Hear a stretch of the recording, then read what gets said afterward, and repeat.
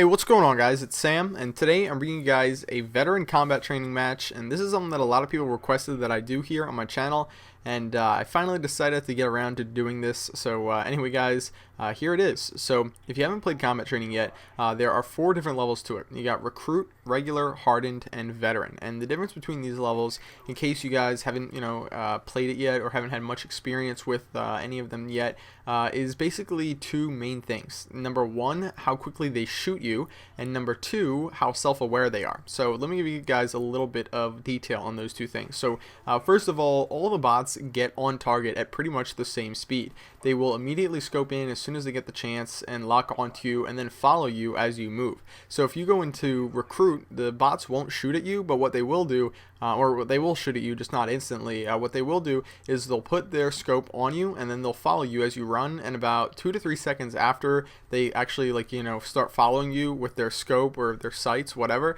then they'll finally shoot you. And when they do shoot you, they have 100% accuracy, so, or not necessarily 100%, I'd guess somewhere around 75%, because they do miss occasionally, but they do have the closest thing to an aimbot, regardless of whether they are recruit or veteran bots. So yeah, that's kind of the way it works. But for like veteran, they're going to shoot immediately. The second they have the ability to lock onto you, they're going to be shooting. So it is the one that's, I guess, most like playing against actual players, except for the fact that, again, they have really good accuracy. So I'm going to go as far as to say that playing veteran combat training is much harder than playing regular public matches. And if you don't believe that, just try it out for yourself. They really did a good job, and by they I mean Treyarch. They did a really good job of making this difficult and sort of using this as a way for people who don't play online to kind of have that same experience and to sort of prepare for actually playing online. So I'll talk a little bit more about that in a minute, but let's also talk about that other thing, the self-awareness thing. So basically, you can follow a bot that is on recruit mode, or whatever you want to call it. When you're playing recruit combat training, you can pretty much follow a bot right behind them and they won't know that you're there. But when you're playing in veteran, they will do a 180 across the map quick scope on you. It's ridiculous. They will literally turn 180 degrees, knowing exactly where you are while scoping in, and shoot immediately and get a headshot. It's like ridiculous, some of the kill cams you'll see. You don't see too many examples of that in this game, but I think you see like 2 kill cams out of the 6 deaths I think I get in this game. So you'll see that coming up soon.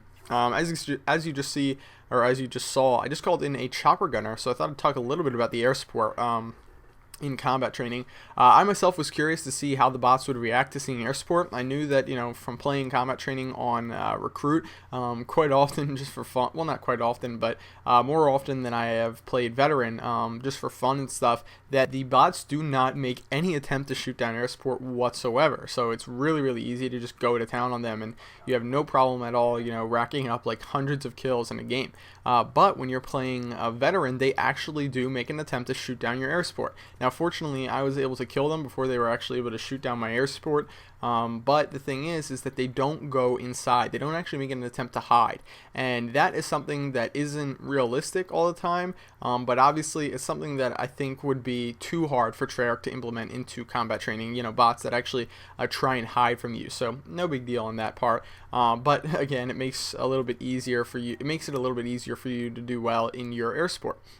So let's talk a little bit about what I had mentioned briefly earlier in this video, is how well it actually prepares you for playing against real players. So honestly, again, I want to say that this is without a doubt harder than playing against just regular players. It took me like 5 or 6 games to get this good of a score, and this wasn't even a great score. I ended up 31-6, and I really do recommend that you yourself go out and try and see how well you can do against these bots, because again, it's not very easy. If you see right there, they absolutely just annihilate you every time when they get the chance. You really need to use cover really well.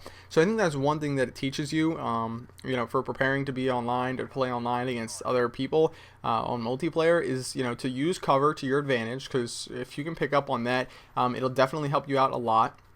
And other than that, it's just going to make you a better person in your gunfights. It's definitely a lot harder to win your gunfights when playing in veteran on combat training than playing against your average players online. So in that respect, I think it is a pretty good representation of online play. At least, maybe actually no, that's wrong. I gotta contradict myself there. So let me say this: it's not an accurate representation of what online play is like, but it will definitely make you a better player. I'm not going to go out on a limb and say this will make you a amazing player at playing online public matches, and I'm not going to say on the other end of the spectrum that this doesn't help you at all and it's completely unrealistic. It's somewhere in the middle, and I think they did a very good job, and I definitely applaud Treyarch on the different levels of bots that they did.